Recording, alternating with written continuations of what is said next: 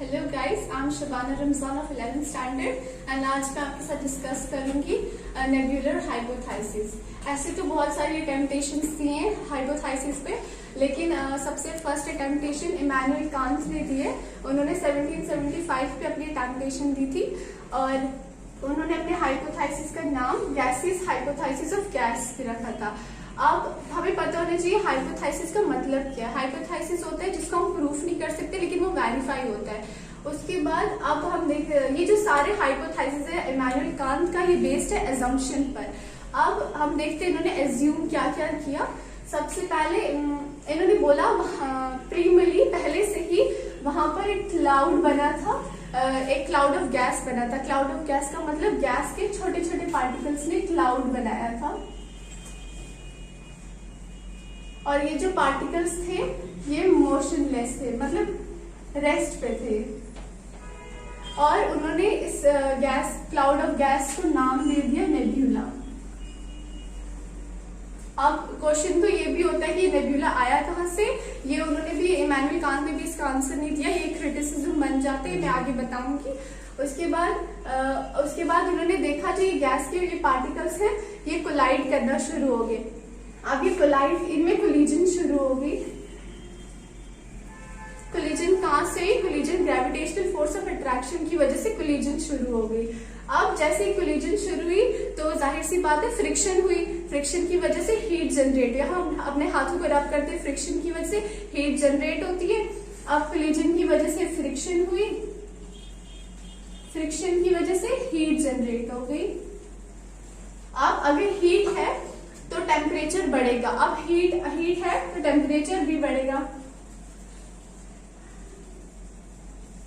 जैसे ही टेम्परेचर बढ़ा, नेब्यूला का टेम्परेचर बढ़ने लग गया। जो इसके गैस पार्टिकल्स है ये गर्म होने लगे। जब गैस पार्टिकल्स गर्म होने लगे, ये हमारा कोल्ड नेब्यूला था। जैसे ही गैस पार्टिकल्स गर्म होने लगे, जो नेब्यूला है वो हॉट हो गया। जो पहले कोल्ड नेब्यूला था वो अब हॉट नेब्यूला हो गया। क्या कहा उन्होंने? कहा कि पहले कोलिजन हुई, कोलिजन की वजह से फ्रिक्शन हुई, फ्रिक्शन की वजह से हीट आई, हीट प्रोड्यूस होने की वजह से टेम्परेचर बढ़ गया। जैसे ही टेम्परेचर बढ़ा तो पार्टिकल्स गर्म होने लगे। गर्म होने की वजह से जो हमारा कोल्ड नेब्यूला था वो हॉट नेब्यूला बन गया। अब उन्होंने एक और चीज कहा, उन्होंने कहा ये जो पार्टिकल्स रेस्ट पे थे, कोलिजन होने की वजह से जो पार्टिकल है वो मोशन में आ गए। ये भी एक क्रिटिसिज्म ही बन जाते हैं कि जब तक उनमें कोई फोर्स नहीं लगी तो पार्टिकल कैसे मोशन में आ गए। ये उनका क्रिटिसिज्म है। इनका आंसर उन्होंने खुद भी दे दिया, उसके बारे में भी आपको बताऊंगी। उसके बारे में सर्कुलर मोशन आ गया, उनके अंदर एक सर्कुलर मोशन आ गया। अब हमें पता है जब किसी चीज का टेम्परेचर बढ़ता है तो वो चीज एक्सपैंड करती है। तो उन्होंने यही कहा, उन्होंने बोला कि जैसे ही टेम्परेचर बढ़ेगा तो जो नेब्यूला है वो भी एक्सपैंड करने लगेगा, नेब्यूला का साइज भी इंक्रीज हो जाएगा, नेब्यूला एक्सपैंड करेगा। अब नेब्यूला एक्सपैंड करेगा। अब जैसे ही टेम्परेचर बढ़ा, नेब्यूला का साइज बढ़ने लगा। उन्होंने कहा जैसे नेब्यूला का साइज बढ़ेगा तो सर्कुलर मोशन भी इंक्रीज होगा।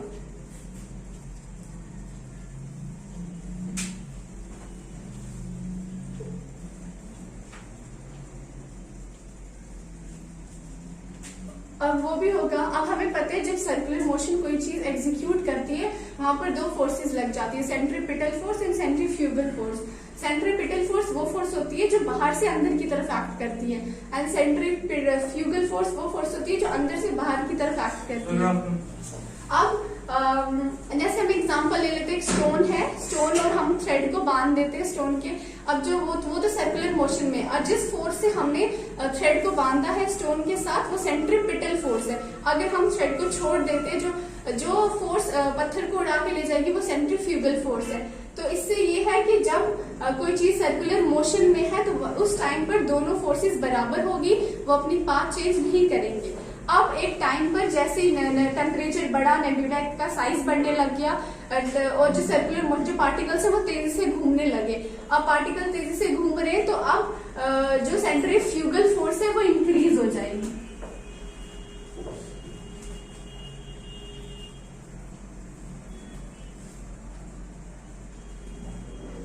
सेंट्रीफ्यूगल फोर्स भी इंक्रीज हो जाएगी। अब सेंट्रीफ्यूगल फोर्स वही फोर्स जो अंदर से बाहर की तरफ एक्ट करती है। अब आस्ते आस्ते करके एक टाइम पर जो नेब्यूला है, नेब्यूला से एक रिंग बाहर आ जाएगी। लेकिन नेब्यूला को तो कोई नहीं रोकता, वो तो कंटिन्यूसली घूम रहे।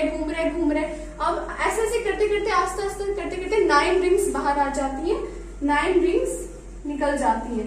अब क्वेश्चन तो ये भी है कि 9 रिंग्स क्यों आती है, वो उन्होंने भी आंसर नहीं दिया, वो भी एक क्रिटिसिज्म बन जाता है। 9 रिंग्स निकली, अब 9 रिंग्स एक जगह एग्रीगेट होकर हमारे 9 आज के 9 प्लैनेट्स बन जाते हैं। अभी तो 9 प्लैनेट्स नहीं है, बट फिलहाल हम उस टाइम की बात करें तो उसी टाइम की करेंगे। उसके बाद एग्रीगेट होकर 9 प्लैनेट्स बन जाते हैं। अब जब 9 प्लैनेट्स बन गए, जो रिमेनिंग पार्ट है नेबुला का, वो हमारा सन बन जाता है आज। ठीक है, रिकैप ले लेते हैं। पहले कोलिजन हुई, कोलिजन से फ्रिक्शन हुई, फ्रिक्शन से हीट प्रोड्यूस हुई तो टेम्परेचर भी बढ़ गया। टेम्परेचर बढ़ने की वजह से जो पार्टिकल्स गर्म होने लगे, गर्म होने की वजह से जो कोल्ड नेबुला था वो हॉट नेबुला बन गया। उसके बाद उनके अंदर एक मोशन आ गया, वो हो गया सर्कुलर मोशन। उसके बाद जो नेबुला है, अब टेम्परेचर बढ़ने लगा तो नेबुला का साइज भी बढ़ने लगा। नेबुला का साइज बढ़ेगा तो सर्कुलर मोशन भी इंक्रीज होगा। सर्कुलर मोशन मतलब इंक्रीज हुआ, पार्टिकल्स तेज से घूमने लगे। उसके बाद जो सेंट्रीफ्यूगल फोर्स है वो बढ़ने लगी, सेंट्रीफ्यूगल फोर्स बहुत बढ़ने लगी और एक टाइम पर नेबुला से एक एक करके रिंग्स, वो 9 रिंग्स बन गई। वो 9 रिंग्स एक जगह एग्रीगेट होकर हमारे 9 प्लैनेट्स बन गए, 9 प्लैनेट्स बन गए। और जो रिमेनिंग पार्ट था नेबुला का, वो हमारा सन बन गया। अब ये छोटी सी समरी, अब इसकी क्रिटिसिज्म बताती हूँ। अब इसके क्रिटिसिज्म है, पहला क्रिटिसिज्म ये है, उन्होंने बोला कि पहले से ही यूनिवर्स में नेबुला था। उन्होंने गैस के छोटे छोटे पार्टिकल्स हैं, उन्होंने बोला कि वो क्लाउड ऑफ गैस, पर उन्होंने इसको नाम नेबुला दिया था, लेकिन वो आया कहाँ से उन्होंने ये भी हमें नहीं बताया। ये उनका पहला क्रिटिसिज्म बन जाता है कि source of origin of nebula. अब दूसरा, उन्होंने बोला कि पार्टिकल्स पहले रेस्ट पे थे। उन्होंने बोला कोलिजन की वजह से पार्टिकल्स मोशन में आ गए।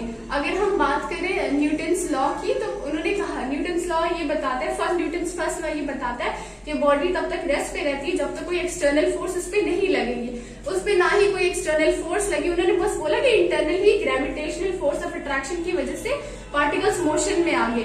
ये भी वो तो उन्होंने तो न्यूटन्स लॉ को भी रॉन्ग कर दिया, तो ये उनका सेकंड बन जाता है criticism, source of motion. Third, उन्होंने कहा कि जो कोलिजन है, कोलिजन की वजह से सर्कुलेटरी मोशन बन गया, ये भी इम्पॉसिबल है। ये भी उनका थर्ड क्रिटिसिज्म बन जाता है।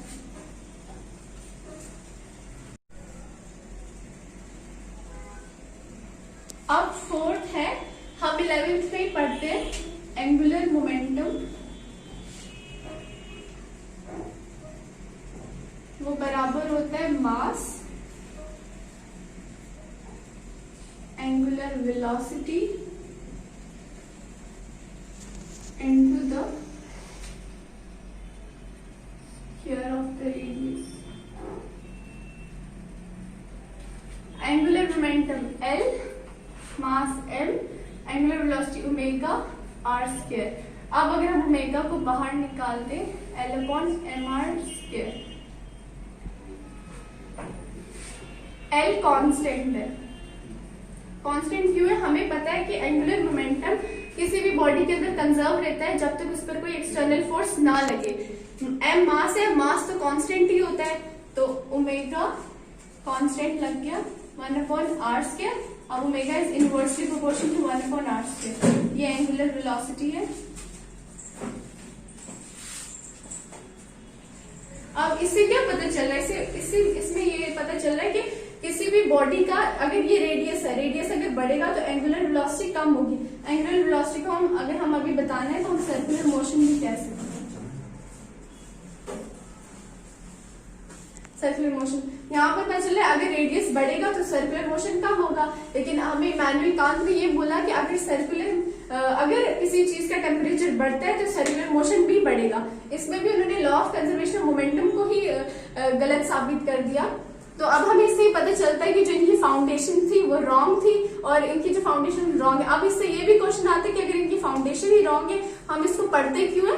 हम इसको सिर्फ इसलिए पढ़ते हैं क्योंकि ये पहले इंसान है, जिन्होंने फर्स्ट साइंटिफिक अटेम्प्ट दी थी नेबुलर हाइपोथेसिस, हमारे ओरिजिन ऑफ अर्थ पे फर्स्ट अटेम्प्टेशन दी थी, इसलिए हम इसको पढ़ते हैं। बाकी इनका जो फाउंडेशन है वो रॉन्ग है, इन्होंने न्यूटनियन लॉ के खिलाफ है ये, और इन सारे क्रिटिसिज्म को दूर करने के लिए लैपेलिस ने अपना हाइपोथेसिस दिया, उसमें उसने हमें सब कुछ बताया कि कैसे हुआ, वो हम नेक्स्ट वीडियो में डिस्कस करेंगे। Thank you so much.